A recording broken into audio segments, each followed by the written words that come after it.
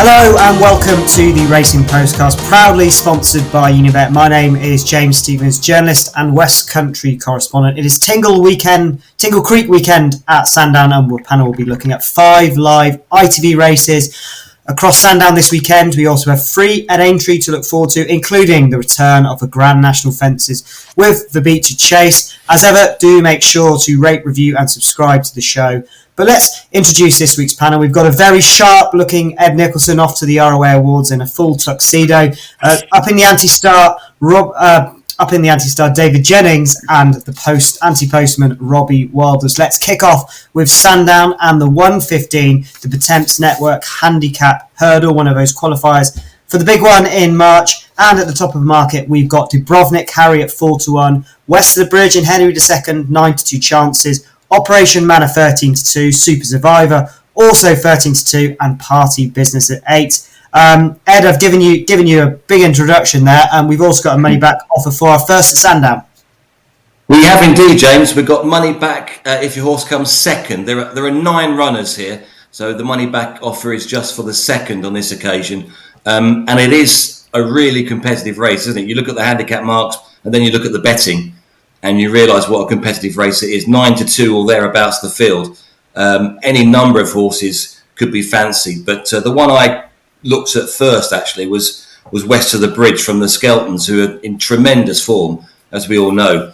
And West of the Bridge, in a handicap mark lower than he's won at before, at a track that we know he likes. He's won 2 from 3 visits to Isha, and he needs it soft. And I don't live too far away, and the ground is soft around here at the moment with more rain forecast. So I think he'll get quite a lot going for him. The only negative, if you can call it a negative, is he's getting on a bit. He's rising 12, and there might be a few horses that might improve past him. But there's no real youngsters in the field, and at his best, he'd have to have a good chance in ground conditions that I think will suit. So yeah, West of the Bridge would be my selection. A 92 chance for Ed, and touched on the weather there. It's going to be extremely testing ground, not extremely testing ground, but extremely testing conditions with some high winds expected and plenty of rain before racing. Let's come to you, Robbie, next. What's your feeling on this one? Yes, James. I like Dubrovnik Harry in this. He's run a couple of crackers at Sandown in the past. He was third in the EBF final a couple of years ago. That's always a really good race. He's actually rated lower than when he ran in that contest, but I thought he was good third in the Heroes Handicap Hurdle in February. That was his last run here. That form's worked out pretty well. The second, Hermino, won a good race at Newbury recently. Transmission was in 5th. He's won a good chase easily at Cheltenham. And the fact this will be the slowest ground he's run on in quite a while, but the best performance of his novice days was on heavy at Exeter. I think he might just take this one to another level. And he ran well first time out last season. I think he's a pretty fair price to Dubrovnik Harry. Yeah, always looked like he's going to win a big one. Hopefully it'll be the day for him. He's 4-1 favourite, and the selection of Robbie Wilders. And finally, David. Yeah, no real strong opinion for me here, James. Of all the race we're previewing, this is probably my weakest opinion. I'm with Henry II, just because he is well handicapped. If he retains any sort of his own ability, he's obviously had loads of problems, given we haven't seen too much of him. But the fact that he beat Henry's friend in a Grade 2 at Sandown, he's back at Sandown. I know it was 2 years ago, but he was rated 133 not so long ago. So won't be having a bet, but for a selection, I would tentatively go for Henry II. Off to the 150 at Sandown. This is the first of 2 Grade 1 races we'll be looking at this weekend. This is the Betfair Henry VIII Novices Chase, where Loda Sud, the really impressive Cheltenham winner, is our even money favourite. We've got 2 Irish Raiders for Gordon Elliott, Down Memory Lane at 5-2 and Touch Me Not 11-2. And Rabot 5-1, first start over fences. Fascinating to see what the guys think he might do on his chase debut. And finally, Soul Icon, the outside of lot at 25-1. David, I'll come back to you. Loda Sud, he was so impressive at Cheltenham, wasn't he? That was a real cracking performance. Is he going to repeat it here? Is he the one to be on that form, do we think? Yeah, there's 2 Irish runners here, and they're certainly helping the race, but I think Loda Sud is an absolute good thing. I really do. He's evens. I can't believe he's evens. I think evens is a hell of a price. He was odds on all week, given that we didn't know which Irish horse were going to come over. But to me, he's a genuine, proper, deep Arkle contender. And I don't think any of the rest of them are.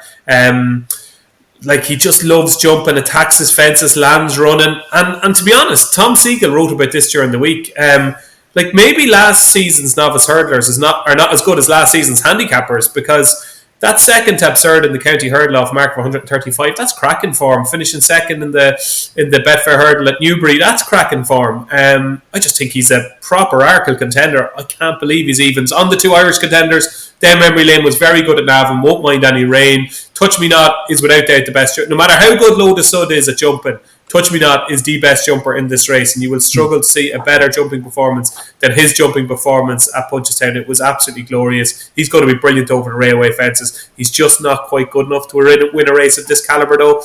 I think evens Lotus Sud is cracking value. Pretty strong thoughts there. One horse, Robbie, David didn't mention there was Rabot. Chase. Yeah. How do you even analyse? It was just a little bit of a gamble here. I mean, Paul Nicholls has said before he thinks his horse is going to be a brilliant jumper, but you're going to have to be because it's Sandown. Yeah, exactly. I'd actually be slightly tempted by him at around 6 to 1. I don't know if he's still 6 to 1, but I mean, he was about £10 better than Lotus Sud was over hurdles. I mean, if he does end up being a better chaser, then he's going to be very quickly at Lotus Sud's level.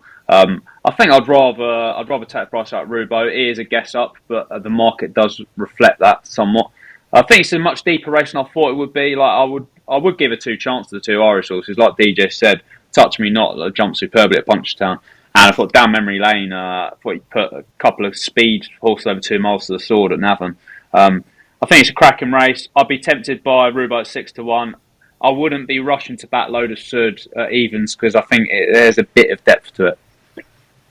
Difference of opinion, we like to see it. Ed, which side are you on regarding Lotus Sud?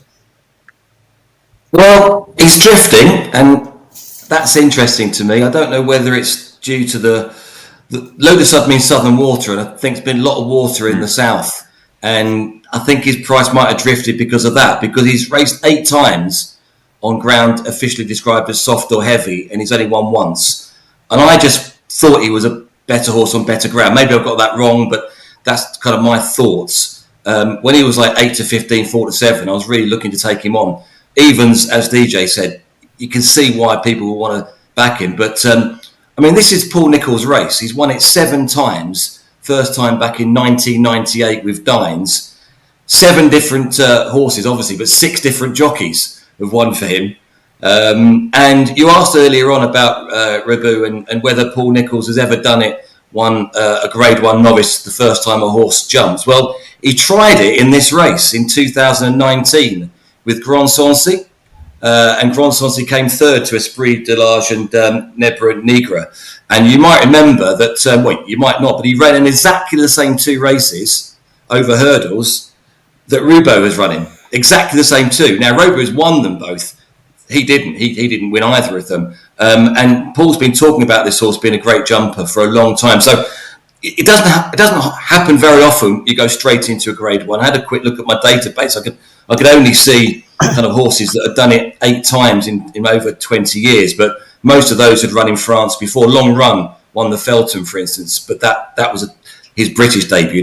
He actually won in Ireland over France in fences before that. But it doesn't happen. It's going to have to take a very good horse to do it. And he is a good horse. He's rated £10 above Le Sud over hurdle. So you can see it happening. And I'm a bit like Robbie. I was tempted to back him at 6 to 1.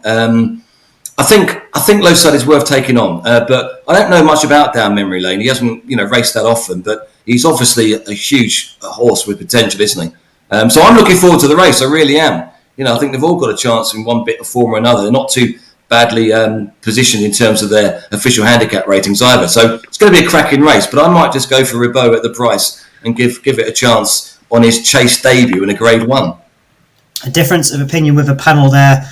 Ed, almost a klaxon going off for a bit of nostalgia there, Ed, but an interesting shout with Ribot. Let's move on to the 225, and this is a really fascinating race because we've got some really unexposed types in Cabral to Maffan and Wilmot taking on some of the more experienced 2 mile hurdlers. handicap hurdlers in the market. Let's have a look at the market. And the market is in favour of Cabral de Maffan, who's 100 to 30. Will Mount, the horse who looked like a potential star in the making when he won at Newbury at the start of the season, hasn't been seen since the Challow. Alto Belly at 4 to 1. Knickerbocker Glory 9 to 2, big winner from last season. Nemean Lion, one of the consistent names in this sort of grade, 7 to 1, and Stream of Stars 10's a really tricky way of looking at it. Are we going for potential, Robbie? Are we going for proven form in the book? That's the one, isn't it? Like, I mean, obviously Will Mount has gone off a short price for the Challow last time. He's in a handicap hurdle of 130. He could be much better than that, but I do think that Alto Belly is better than 130, and he's got the proven handicap form. I mean, he ran really well first time out last season. He is making his return. But he was miles clear of our champ at Ascot. Our champ's rated a lot higher now. A couple of other horses in that race have come out and won. And then he went to Ascot with a massive chance. I was on him big time there. And who did he bump into? Lucia, who was third in the champion hurdle next time, and Impose Etoile, who's rated about a stone higher after winning the other day. Out to Belly, he's floating around on the same mark. He wasn't himself in the Betfair hurdle, I don't think. He was obviously given the rest of the season off. But I like a couple of these Harry Fry horses, and I'm going to stick with Alto Belly. Still a young horse, still unexposed, and eventually it's going to fall for in one of these handicaps. Exactly, Alto Belly was the one I liked as well, and good to see Harry Fry's had a winner this afternoon as we record on Thursday afternoon. It ends a bit of a spell without a winner, so that's a boost for Alto Belly's chances. Ed, it's a tricky race, but you've got a super boost for us. Yes, super boost. So if you fancy any of these horses, you'll get the next price up of the price ladder on this race. Any of the horses that take part, any ones that you fancy, you'll get the next price off. So if you fancy a 7 to 2 shot, you'll get 4 to 1 on the site. But it's a really difficult race, isn't it? I think, as you said at the top, do you go for the proven horses like Nemean Lion, who's won plenty of times, came 6th in the Unibet Champion Hurdle, has won off a break as well? Or do you go for the improvers, of which we have quite a few? I'm just going to go for an improver.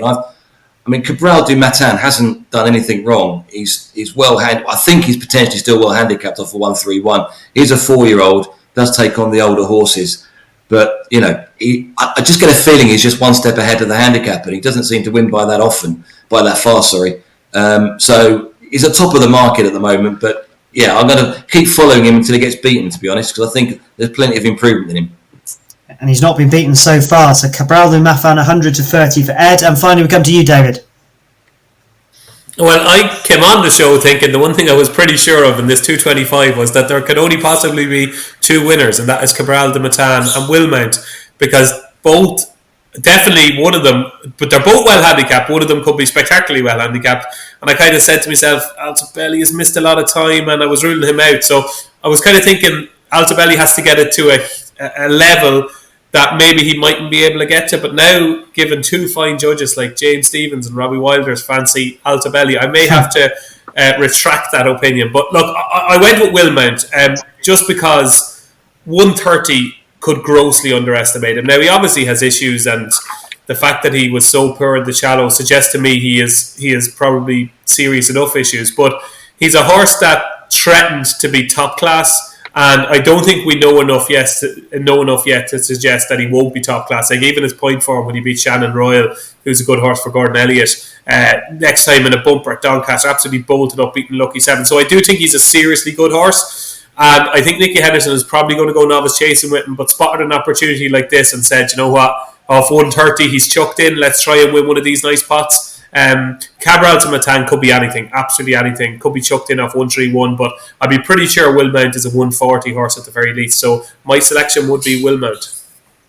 Yeah, we might have just lost you there, DJ, but Will Mount, as you mentioned there, he's going to run in here and then he's going to go novice chasing. So fascinating to see how good he will end up. And if he goes back to that level he showed at Newbury, then you're quite right. 140 could just be the absolute bottom of his rating. So fascinating to see how good a prospect he is. He was a big talking horse last year, one of the big fancies in the Supreme, and David Jennings thinks he's going to get his career back on track. Let's go on to the 3 o'clock at Sandown. This is our big race of the weekend, the Betfair Tingle Creek Chase, a Grade 1 where Jonbon looks to become the first since Corto Star to defend this race. He's 4 to 7 to do it. Ed, we know Unibet has some links with the Nick Henson stable. What's the vibes about Jonbon? It's pretty straightforward, isn't it? He's the favourite to beat. Is he going to be hard to beat? Well, it looks difficult for him to not to win, isn't it? I mean, we know he likes the course. The stable are now back in form. He's much the best. I mean, he's £7 or more better on official ratings, and it's just a case of, you know, if he gets out in front, that run at Cheltenham would have put him spot on as well, I think. And I just think he goes and wins straight as that. Really, 4-7. I'm not saying anything that nobody else knows, but a lot of these horses he's beaten before. The one horse I thought was quite interesting was JPR1, insofar as when I looked at the prices, I thought it was 14, 16 to 1 at the time. I wasn't expecting him to be that big because he's the new boy on the block, as it were. He's the one horse that Jonbon hasn't beaten. Whether he's anywhere near Jonbon, only time will tell. The kind of answer is probably no already, but he's the one that could improve past the ones that we've kind of noticed that Jonbon's been kicking aside over the last year or two. So I'll be interested to see how he gets on, because he's a good jumper as well, and it would suit him, those railway fences. But yeah, I'm just all over Jonbon. Just love the horse. Just want to see him win. Let's just take a quick look at the market. We've come to you, Robbie. It's 4-7 Jonbon, 5-1 Calixios, 13-2 Edwardstone, 11-1 JPR1. The one Ed Nicholson's there given a bit of a mention for. Boot Hill 12-1 Master Chewy 20s, Solness 25, and Unexpected Party at 66-1. It seems straightforward for Jonbon, Robbie, but I hear you're going to take him on. Yeah, I was getting laughed at by my good friend David Jennings at the top of the show. I quite like Calixios in this. And I'll tell you why. I was really, really impressed by his defeat of Marine Nationale at Naas on his return. He just jumped brilliantly, went out from the front. I mean, sure, we don't know exactly if that was really the sort of in-form Marine Nationale, but he had a couple of pieces of form last season which I thought made me think that he could potentially be very good. He's going to enjoy a sort of test at the trip. I could just see him, if he jumps like he did at Naas, I could see him sort of really taking Sandown. I think he'd be slightly better right-handed. There was money for him ahead of the Arkle last season, but that was a complete non-event really. He missed the break quite badly and then had to be shuffled up, and then his race was run there. And then at Aintree, they just went way too hard. It set up for horses further back. It just seems like he's recaptured the spark of his juvenile days to me. And I mean, if Jonbon does sort of not run to the form, and we know he can, I don't think he was quite himself in the Schlur. That was his lowest RPR since his novice days. If he's not quite operating at the level as he was last season, then I think Calixios might be the one to step up and take him on. Yeah, three of Jonbon's best performances on RPRs have come at Sandown, so the track certainly is true. Big plus for him as well. You were laughing at Robbie Wilder's, David. Not for the first time, I'm sure. What's the verdict? No, I'd never laugh at Robbie. Look, he makes a valid point. I have a theory on Calixios. I think when it gets to the top level, I don't think he has the natural pace for 2 miles. Like even seeing last season, they tried him over 3 miles in a Grade 2 at Punchestown, and he's a Triumph Hurdle winner who I think ideally wants further. And the problem, I think, is when he's upped in grade, it's fine like beating Marine Nationale at Naas in November, where no horses really go and lickety-split. I just think in the top races, like a Tingle Creek, like an Arkle as it was last season, I just think he gets taken out of his comfort zone. And I just wonder, will he be taken out of his comfort zone here? That's the thing that worries me with Calixios. You'll know your fate reasonably early. I think if he's bowling along out in front and jumping well, he's obviously got a cracking chance, but I really fear for him. I'd love to have a match bet with you, Robbie. I'll take JPR1 against Calixios in a match bet for maybe coffees and croissants or a couple of pints or something, because I think JPR1 is the overpriced one. He's obviously the wind surgery. I thought he looked a different horse at Exeter. I just loved the way he travelled. He powered through the race, and I think he's going to be best of the rest. But best of the rest are on a different level to what Jonbon is on. Like Jonbon, to me, like he doesn't get the credit he deserves. We say that about a lot of horses, but I think there's probably 2 in training that don't get the credit they deserve. One is Envoy LN, who has won, I think, 8 or 9 Grade 1s, won 16 races. The other is Jonbon, who's won 15 of his 18 starts and finished 3rd in the other 3. So he's never been out in the first 2 in 18 starts. That takes some doing. Just the fact that he hasn't won at the Cheltenham Festival and has been beaten in a Supreme and an Arkle, and he didn't get to the Champion Chase last season, that probably takes the glass away. But I think he'll win the Champion Chase this season. I think he'll win the Tingle Creek this season, and I think he could be quite impressive here. Yeah, good case, and I agree with you about underrated. I mean, he was crossed by Constitution Hill, and that sort of took the glow off, didn't it? Well, I think everyone suddenly swarmed to Constitution Hill, and Jonbon has gone about his business since then and won so many good races, and some fascinating points about Quilixios and the pace. One race that certainly won't require a lot of pace to win is our next at Sandown, the 3:35, the Betfair Exchange London National Handicap Chase over 3.5 and half a furlong. Some clues for the Welsh Grand National in this as well, with Mr. Vango and Broken Halo, potentially Chepstow bound. Let's have a look at the market with 9-2 Mr. Vango, 5-1 Broken Halo, Montgomery for the in-form Venetia Williams at 6, Unanswered Prayers a winner last time at 7-1, and Tommy Bow, the horse who produced that rather chaotic scenes in the Cheltenham Cross Country, is 15-2 to avenge that. Ed, let's come to you. It's going to be a long one, this one. It's a slow old staying handicap chase, but you've got a fancy for us.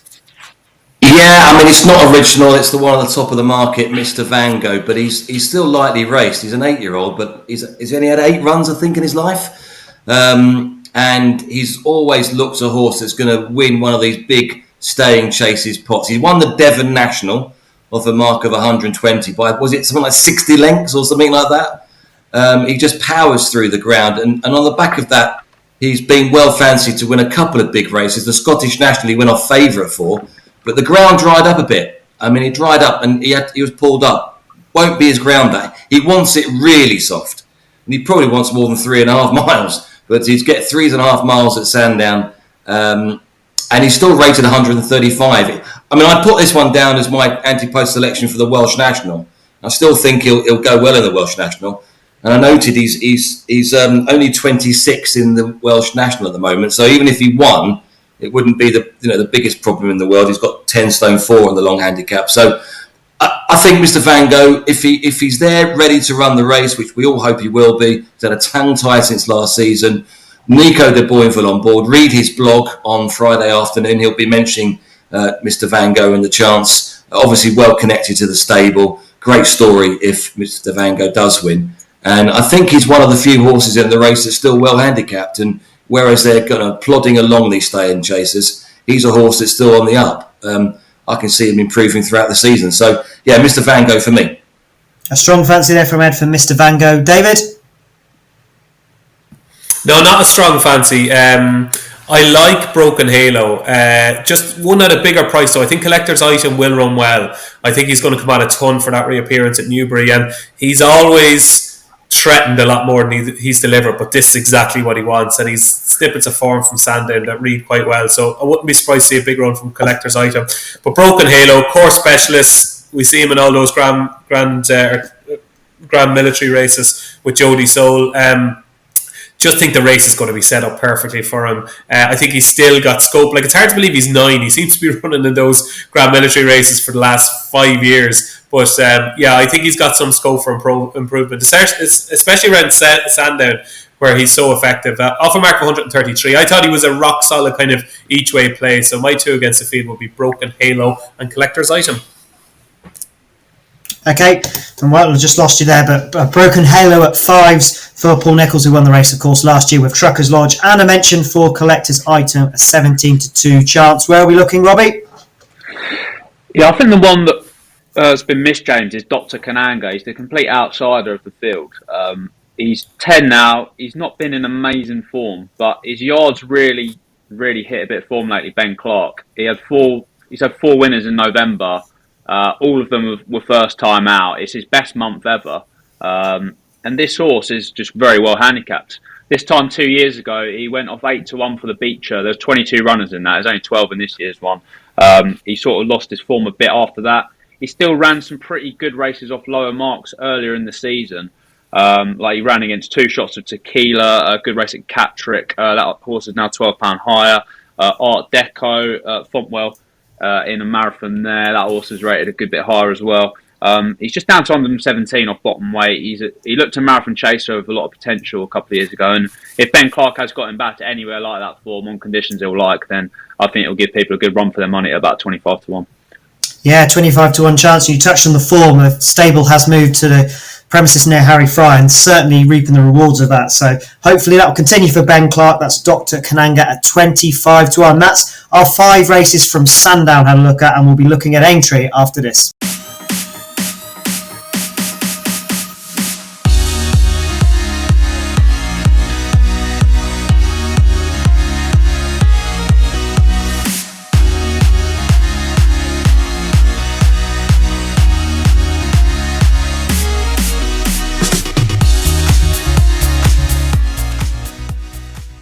So then we move on to our 3 live races at Aintree, starting in the 132. This is the Boyle Sports home of the early payout handicap chase over 2.5 miles. Now, me and you, David, we were down at Cheltenham for Springwell Bay's first run, the first run November meeting. We were both a little bit disappointed, weren't we? Are we going to be back retaining the faith once again? Yeah, I think I was immediately disappointed because obviously I fancied him and he didn't win. He's a frustrating horse because he's such a good horse, and I think you just know the ability is there and he's just not quite getting the maximum out of his potential.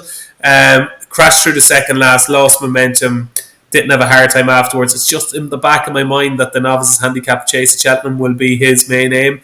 But in saying that, there are plenty of races throughout the season to be won, and I think with Springwell Bay, if you were to pick a kind of a track and a trip and everything that's right for him, this will be it. I think 2.5 miles, Aintree. I think he's better on a flat track than he is on an uphill finish. He is well handicapped. He has to be off 145. I think he's got a little bit more ability than that.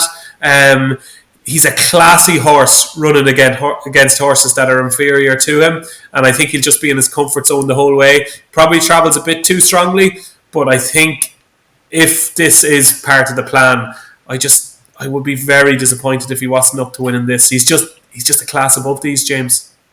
Okay, so let's go through the market. It is Springwell Bay at 11-4, Richmond Lake 3-1, Dr. TJ Eckelberg 13-2, Grandad's Cottage 7s, and No Risk to Flow at 15-2. Robbie, are you sticking with the Springwell Bay team? It's not been much fun for them so far this season, barring Chepstow, of course. Where are you looking? Telling me, yeah, I was on him big time at Aintree when he came down the second last for that handicap. I thought he'd have gone very close there. I don't know about you fellas. I think he's on a good mark. 3 miles was always, going back to 3 miles at Cheltenham was a bit of a risk. It probably does stretch him a bit. He can be quite a keen goer. I mean, I think, like DJ says, on a flat track 2.5 miles, that does look optimal to me. I do like novices in this sort of races. I don't think we've seen the best of him yet. And if he gets back to the form of his chasing debut, I think he's got a massive chance. I think the price is, I think he's valued, to be honest, James. Okay, so that's 2, and I'm also in the team. So, Ed, you're going to reward us with industry best price, I hear. Yeah, we are going industry best price in this race, which means that from 9 a.m. on Saturday, if you fancy any horse in this race, Unibet is the only place to go, really, because you'll get the best industry price. Whatever's out there, you'll get. So yeah, go to the unibet.co.uk site and you'll be on the best price from 9 a.m. on Saturday. And I'm going to make it 4 because I'm going for Springwell Bay as well. I was at Chepstow when he won the Robert Mottram, and he won that really well. He was the best hurdler that was going chasing that day, so he should have won, but he won it well. And we all know the horse really well, don't we? I just wish he wouldn't pull. He's just a little bit keen. He doesn't really pull, I suppose, but he's just keen. Or he's always been keen. So if he can just curb that part of his game, he could be a really good horse. He's rated 145 at the moment, and yeah, as everyone said here today, he's taken on inferior opposition. So over a trip that might suit him better, on a track that might suit him better, he's a better class than them. Let's hope he wins for the better. Indeed, it's a full house in the 132 at Aintree for Springwell Boy. Let's see what the panel think about the 207 at Aintree. This is the Boyle Sports Becher Handicap Chase, the second race of the season over the Grand National fences. Let's come straight back to you, Ed. Hugely tricky race. I've just been through the market. We've got Chianti Classico at 7-2, King Turgeon, winner of the Grand Sefton at 4s.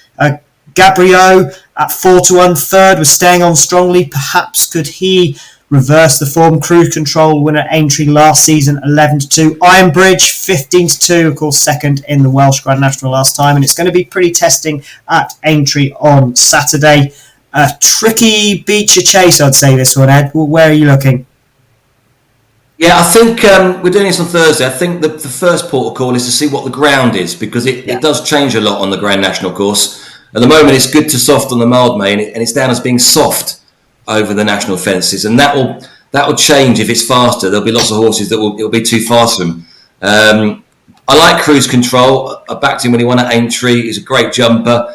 But I also have a soft spot for Iron Bridge, who came second in the Welsh National when I tipped him, miles behind the winner, Asylum. But he's coming down the handicap. He's in the Welsh National again. He's on 136 at the moment. Soft. It can't be soft enough for him. That's why I'm kind of keen to know what the ground's going to be come Saturday. Because if there was any good in the description, I wouldn't be selecting. But at the moment, with soft, I can just see Iron Bridge taking to these fences, being hunted around, and then coming there with a wet sail to take it up on the run-in. So yeah, I'm going to go for Iron Bridge. Thought his third at Carlisle was a nice pipe opener. He's got this, and then I'd imagine the Welsh National as his next two. I mean, I might not run the Welsh National. It's quite close, isn't it? But yeah, there would be the two races I would go for if I owned Iron Bridge, and I really hope he runs well because he's one of my favourite horses in training. Love the horse. Okay, Iron Bridge. And I should say, James, sorry, I was waffling on, but I should say we're extra place in this race as well. Could be handy. We've got a Cheltenham Festival winner in this race, David, in Chianti Classico. Switching over the Aintree Grand National fences. I don't think Ken Bailey's had a winner over the Grand National fences since good old Mr. Frisk. Do you think Chianti Classico can end that long run? I think Chianti Classico is the bet of the day. Just when you go through this field, you say to yourself, when you go through it, you kind of go, hold on a second here. You're talking about an ultimate winner who's rated 157. He's in a different league to these horses. Now, I know it's a handicap, but he did mightily well to get away with a £5 rise for absolutely pissing in Ascot. He won the ultimate last season and basically bolted up in that as well, on as soft a ground as you're ever going to get at the Cheltenham Festival. So it's a case of, in my opinion, whether he'll take to the fences or not. I think you're getting 9-2 about whether he will take to the national fences, and we all know that the national fences are not what they used to be. I think this is just a blatant case of one horse being vastly superior to the horse he's run against. And would he look completely out of place in the Gold Cup? He wouldn't win it, and he mightn't finish in the first 3 or 4, but he's not that far off the level required to actually run the Gold Cup. It's just we're in the glorious era of brilliant staying chasers at the minute. I think he'll win this. Chianti Classico, a strong shout there for David Jennings at 7-2 as it stands. Robbie, are you as strong on the favourite? I think Gaborio wins this. I do respect what DJ's saying. I do like a class horse in a handicap. But I just think Gaborio has been laser targeted at this by Gruno and Guerrero, two very good target trainers. I think he used the Sefton as a stepping stone to this. He's not a 2.5 miler. I mean, he won over as far as 4 miles last season. Getting on softer ground is not going to hurt one bit. He's £3 out the weights, but that's not enough to put me off. It would have been 5 if Coco Beach was running. I think he's on a good mark, and he's got every chance off that rating. Gaborio for Robbie Wilders. Let's move on to the final race we'll be looking at. This is the 3:17 at Aintree, the final race from Aintree on ITV. This is the Ball Sports Best Odds Guaranteed Handicap hurdled over 2.5 miles. A tricky race to finish the afternoon. We've got a 5-1 favourite in Chock-a-Block, Santos Blue, and the Nago Reedy 6-1 Uncle Bert, 13-2 Tamar Bridge, and Get a Lead 7s. Let's go to you first, David. Tricky race. Where are you looking towards here? Yeah, really tricky. Country Park went up 9 for that second in Cheltenham. Now, the one thing I will say about Country Park is I think flat track 2.5 miles is exactly what he needs, and he's going to get it here. But £9 is a fair rise for finishing second in the Midland maiden hurdle, probably as bad a maiden hurdle as you see at Cheltenham. So it's a fair rise, but I just think he's a good horse, and I think he could go really well. But as regards the most likely winner, I think it's Chock-a-Block, who that second to Key to Bourbon could turn out to be really good form, to be honest with you. You just look at the horse he's booked into, Gidley Park, Key to Bourbon. I'd say 128 is at the lower end of his ability, and he's another one of these Nicky Henderson horses that could be well handicapped, and I think he's the most likely winner. I'd be with Chock-a-Block. Chock-a-Block, the most likely winner at 5-1s, but also mentioned there an each-way prize potentially for Country Park at 9s. Ed? Yeah, I'm with DJ. Chock-a-Block, I think's probably got more improvement. I remember Chock-a-Block's dam, Chock-a-Waka, who ran at Cheltenham, ran down the field. This gelding's already better than her after a few runs, and I know that Nicky's always liked this horse. He always talks about this horse as being, he likes horses that he gets from the breeders that he's trained before. He loves that. He loves looking at the pedigrees and the races that they went from. And both this horse and Chock-a-Waka both ran at and won at Ludlow, for instance. So he kind of thinks it through. I just thought that she possibly was a step ahead of the handicapper. And don't forget to read the Nicky Henderson Unibet blog on Friday afternoon. He'll be going through all his runners at the weekend, so you'll be able to find out a bit more straight from the man himself. We also should say that we're offering extra place in this race as well. And a little bit more nostalgia from you there, Ed, which is what we like to hear on the show. Yeah, the one thing I didn't talk about was I was going to ask everybody their first memories of the Tingle Creek, and but then I realised mine was 1992, and you guys wouldn't have even been alive back then, so I quickly forgot that. I'm sure that the listeners will have enjoyed that section. What age do you think I am? For the future. You're not young to me, DJ. David is glowing. I remember. That's made his day. Yeah, absolutely. I'm delighted with that. I remember 1992 very well. I'd say it was probably Waterloo Boy maybe winning his second, was it? It was, yeah. Uncle Ernie ran in that race as well, didn't he? The sensation. I've got a watercolour on my wall actually of the finish of that race. You're looking. I remember that also, year. Dave, I'm saying it went on to Viking flagship, Soundman, direct route, flagship Umbrellas. At Tingle Creek is a glorious race. There we go. I don't remember before under so myself. So you are young, Robbie. Let's go on to Robbie's selection in the 317 and go on. Yeah. Come on. Late bloomer. Back to business, boys. Samar Bridge for me, James. He won this 3 years ago. He's had plenty of problems since. He's run 4 times, pulled up 3 times, returned from a huge absence at Etoxa in October. I thought that was a really eye-catching second. I can't imagine they were expecting to run that well first time out, considering the big layout. It wasn't a big pot there. You'd have thought he'd come forward for it. I like the fact he's been given 50 days off. That's probably enough of a break. You're worried about the bounce factor with these horses that have been fragile. But he is £3 lower than he won this a few years ago. He's probably been aimed at it, and you could get a very good run for your money at that price, I think. Tamar Bridge for Robbie at 7-1. We'll have a quick word from our sponsors now, and then we'll hear what the boys like away from the ITV cameras and those all-important naps. Want betting on the horses to be anything but flat? With an app that impresses every time out. You're on. Want to watch live streaming of races in the UK, Ireland and around the globe? And get a chance to win even bigger with 3 Uniboosts every day on any horses you want. Unibet, you're on. So before we get into our naps, we're going to just hear whether anyone else has got any fancies. Robbie and Ed do not, but DJ, you are going to hopefully carry the team forward with some selections from outside the ITV cameras. Yeah, it's a big day at my local track, Navan, or Navan, as Dave Orton used to call it. Really good card, some really top quality, potentially exciting young hurdlers and chasers running. The Grade 2 Novice Hurdle, which is at 107, the Tote Navan Novice Hurdle, was the race last year that produced 3 Cheltenham Festival winners, Slade Steele, Better Days Ahead, and the Albert Bartlett winner, Stellar Story. So this year, probably the Yellow Clay will win it. I wouldn't say it's as good as other years, but I'm going to throw some fancies your way. In the 142, the Bective Stud Tea Rooms and Apartments Handicap Hurdle listed race, €100,000 prize money. I like the former Pertemps final winner, Good Time Johnny, who I think is well handicapped. I think 3 mile 1 around Navan. Josh Williamson takes off £7. I think he's got a big chance in that and could be a price in the 142, Good Time Johnny. In the 217, the Timeless Sash Windows Handicap Chase listed race, I'd be pretty sweet on Safruer for Gordon Elliott, Bective Stud and Sam Ewing. Ran over hurdles at the Navan Racing Festival and travelled really, really well. So Safraware, I think, has got a big chance in the 217.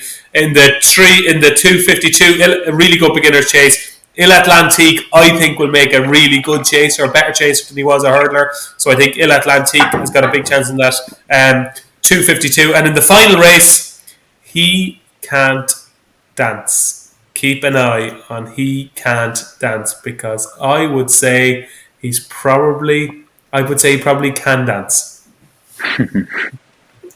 Great, so we have got a whopping fourfold there, a Navan fourfold for David Jennings, the 142 good time Johnny, Safraware at 217, Il Atlantique at 252, and He Can't Dance. Well, David Jennings might well be if he wins the 327 at Navan. Let's go on to our best bet of the week, and let's start with you, Robbie. What is the nap of the weekend? Yeah, it'll be a real shock to DJ if Quilixios wins a Tingle Creek, but I think the gentleman might be surprised at 3 o'clock on Saturday. Quilixios for me, James. David Jennings is out in his chair. He can't believe it. I did want to take Gaborio. Unbelievable things. The beach has been nicked, so let's go. I can't speak. A rightful shout out before the World Championship starts. Ed Nicholson, who is going to hit the target for you? We're going to go for Mr. Van Gogh in the London National, 3:35 at Sandown. Still lightly raced. He's a stayer with an enormous amount of ability, probably right end of the handicap still, and will get the ground that he needs. He needs it really bottomless, and I think it will be very soft at Sandown on Saturday. So Mr. Van Gogh for Nico. I will go for Springwell Bay, given we've got a full house of supporters in the 132 at Aintree. I've stolen that one away from you, David Jennings, but you've got another one for us. What is your fancy of the weekend? Oh, look, I swore I'd never do this nap in a bloody race over the national fences, but I just keep going through that Becher, and I just think Chianti Classico is just a different level to those horses he's running against. So I'm with Chianti Classico in the 207 at Aintree. Perfect. Well, thank you very much to our panel. That's David Jennings, Robbie Walders and Ed Nicholson. Make sure you join us again at 7 p.m. on Thursday next week, where we'll be previewing the action, returning to Cheltenham for its December meeting. We enjoy hearing your weekend fancies and thoughts, so keep them coming, as well as rate and review and subscribe the show wherever you're listening to us. But until next time, enjoy the racing, goodbye, and gamble responsibly.